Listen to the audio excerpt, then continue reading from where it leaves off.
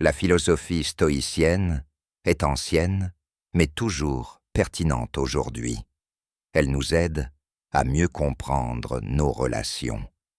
Imaginez que vous explorez un océan de sagesse où les paroles des anciens sages nous guident sur l'amour et l'intimité. Je vous invite à découvrir non seulement 5, mais de nombreuses façons de voir les choses comme le faisaient les stoïciens, qui peuvent aider à améliorer vos relations.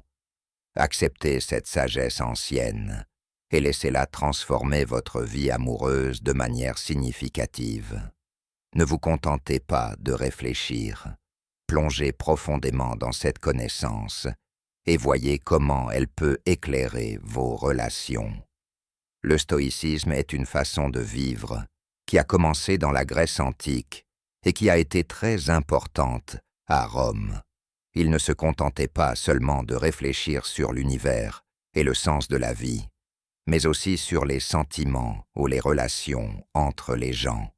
Il disait que nous devons vivre en paix avec la nature, ce qui signifie comprendre et accepter ce qui se passe autour de nous, et aussi comprendre et contrôler nos propres sentiments. L'amour, tout comme le désir sexuel et tous les autres sentiments humains, est vu comme quelque chose de normal. Les stoïciens pensaient que nous devrions comprendre, gérer et contrôler ces sentiments avec sagesse pour être moralement excellents et avoir la paix en nous-mêmes. Les stoïciens nous ont appris qu'en reconnaissant notre similitude, nous devons aborder l'amour avec prudence. L'amour est puissant et unit les individus, mais ne doit pas être dominé par la passion débridée du désir charnel. Il ne se limite pas seulement à l'aspect physique, mais est une partie intrinsèque de l'existence, portant en lui ses propres significations. Cela implique que l'amour ne se réduit pas seulement à la connexion corporelle, mais englobe également la sphère émotionnelle et spirituelle. Lorsque deux personnes deviennent intimes, c'est comme une danse harmonieuse entre leurs essences. Il ne s'agit pas seulement de trouver un plaisir immédiat, mais aussi de grandir ensemble et d'en apprendre davantage sur soi-même et sur l'autre. Comprendre cela est important, car cela nous aide à trouver des moyens plus profonds et plus significatifs de nous lier à nous-mêmes et aux autres. En d'autres termes, les stoïciens nous aident à voir et à comprendre l'amour et la sexualité d'une manière plus large, où le contrôle de nos actions, le respect et la compréhension mutuelle sont très importants.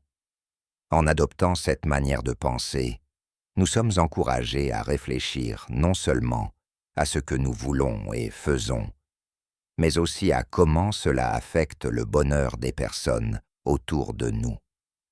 Ainsi, en appliquant les enseignements stoïciens à nos relations amoureuses et sexuelles, nous pouvons développer des relations plus authentiques, pacifiques et satisfaisantes, où ce qui est juste et sage guide nos choix et nos interactions.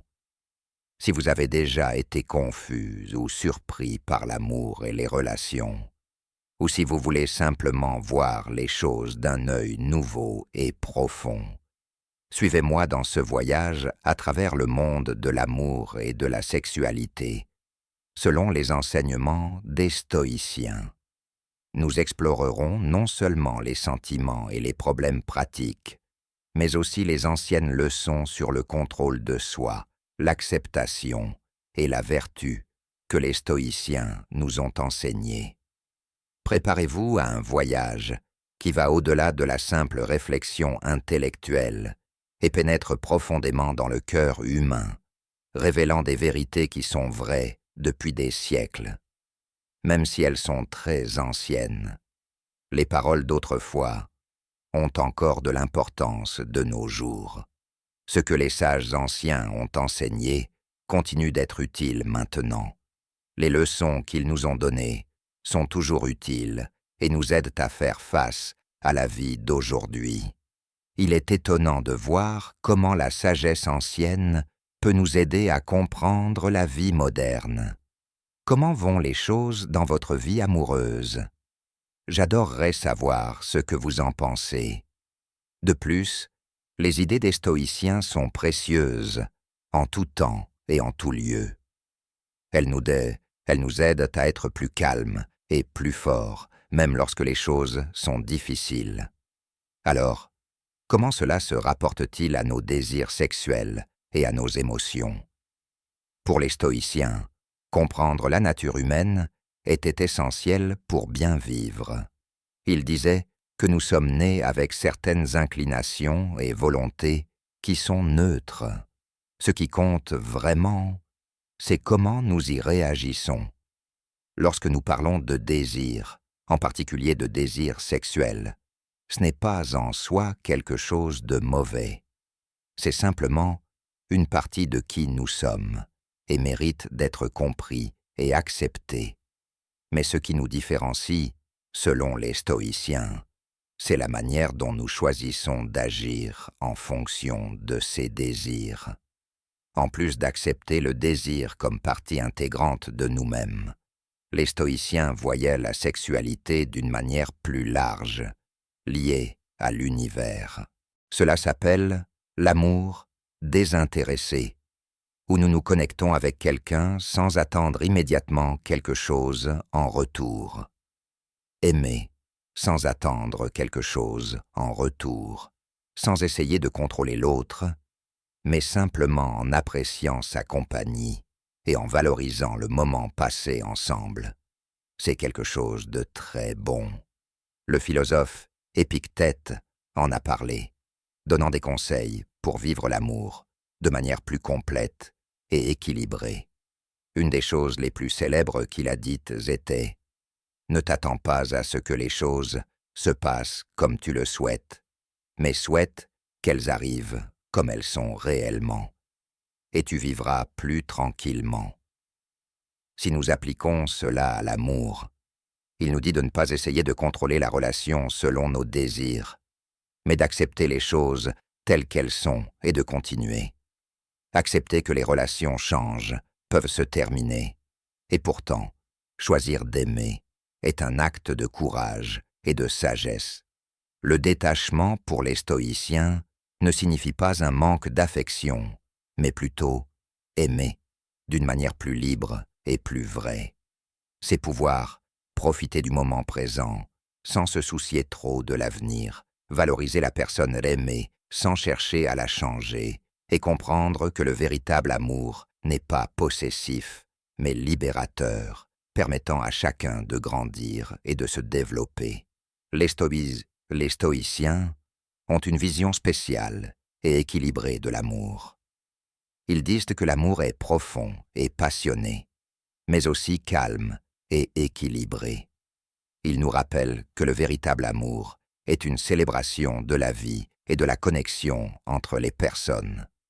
Lorsque nous pensons ainsi, l'amour devient quelque chose qui nous fait grandir et nous transforme.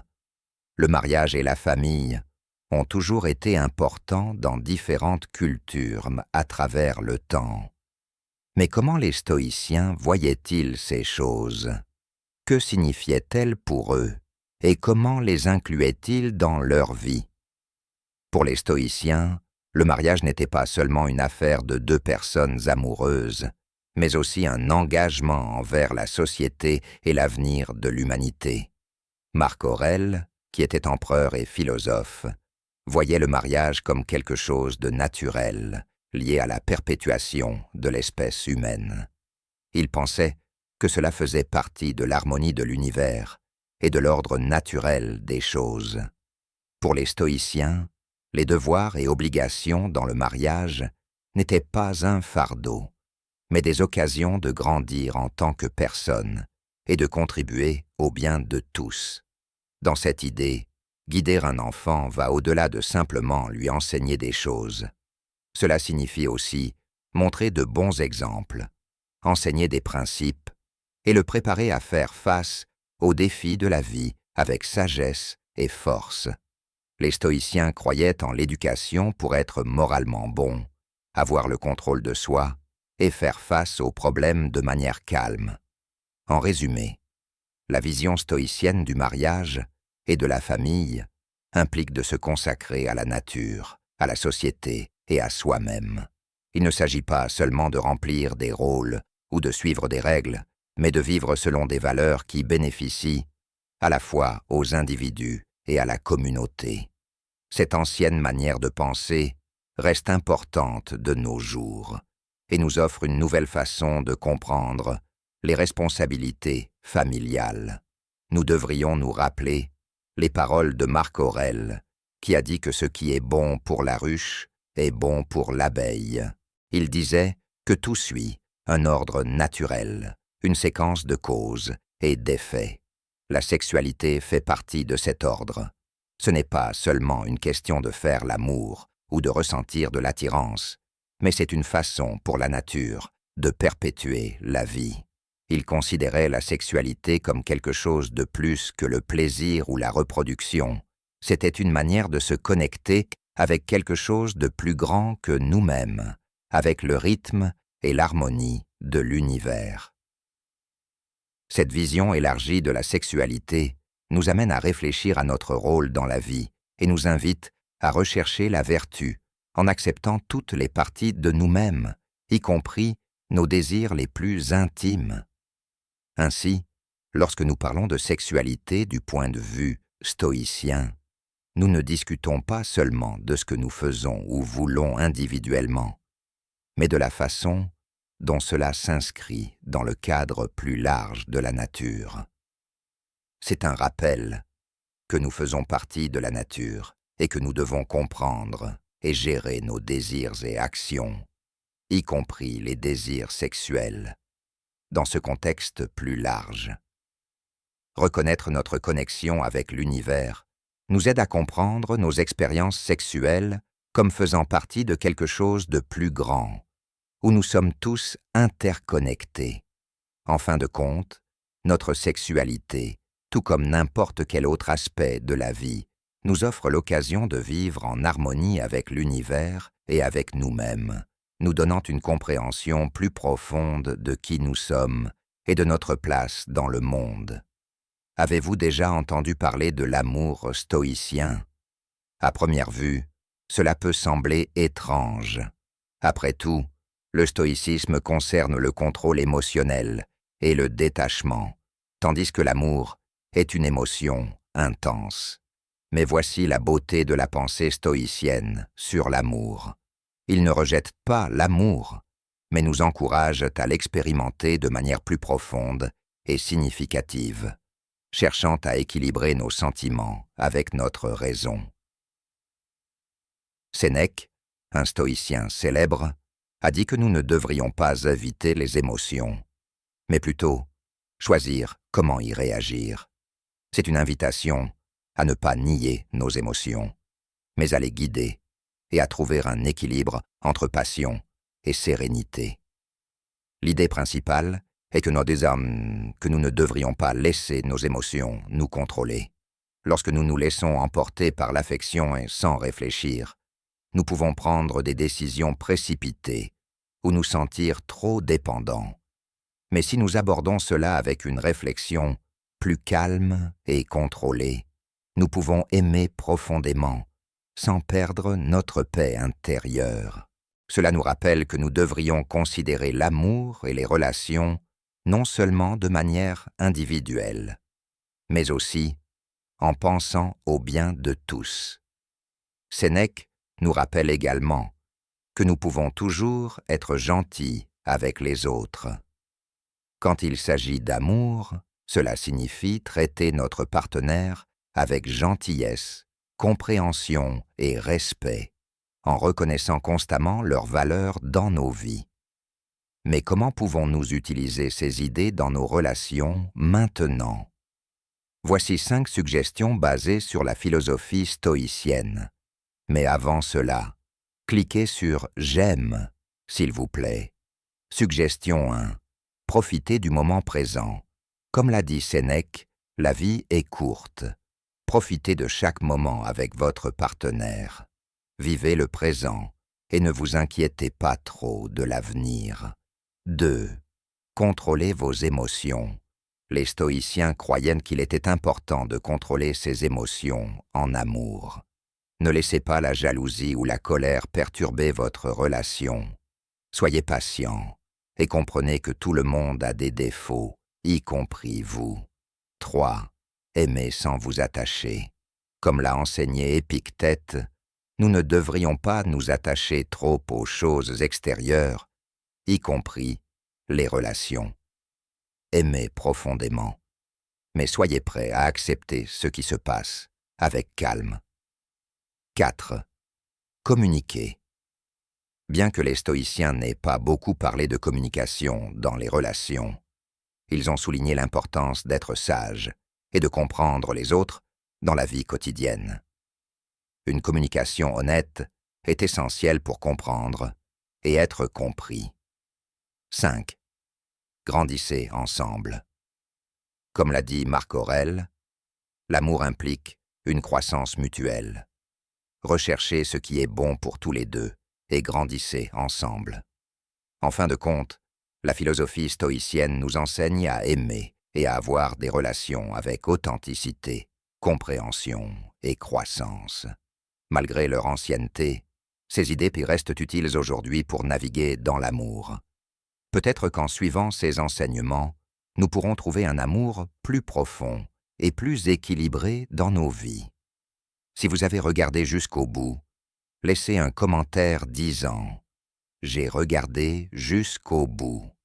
Et s'il vous plaît, abonnez-vous à la chaîne. Merci et à la prochaine vidéo.